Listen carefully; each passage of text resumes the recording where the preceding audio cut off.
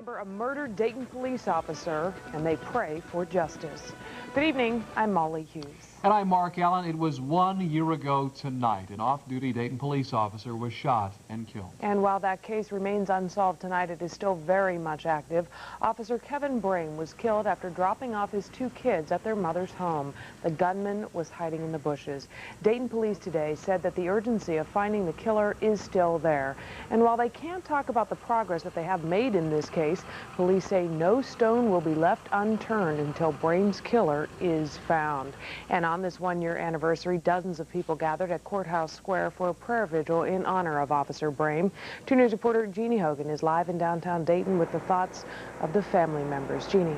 Molly, family and friends of Officer Brame want closure in this tragedy. They're hoping tonight's prayer vigil gets people talking about the case again. And in turn, they hope that brings justice. A peaceful time. With song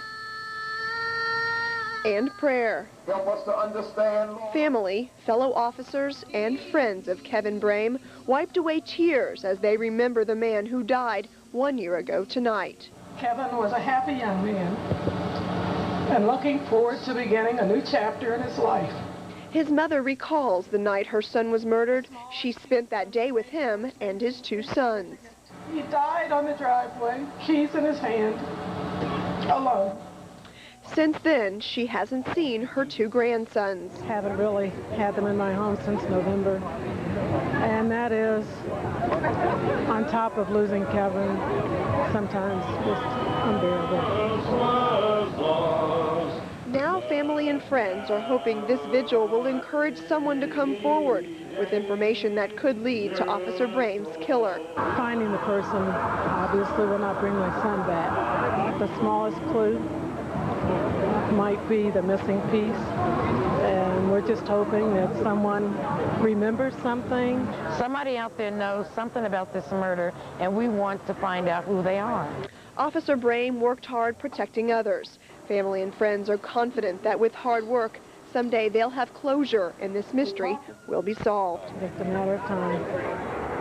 And Brame was on the Dayton Police Force for 6 years. Tonight there was a sign-up sheet for volunteers who want to help out in this case.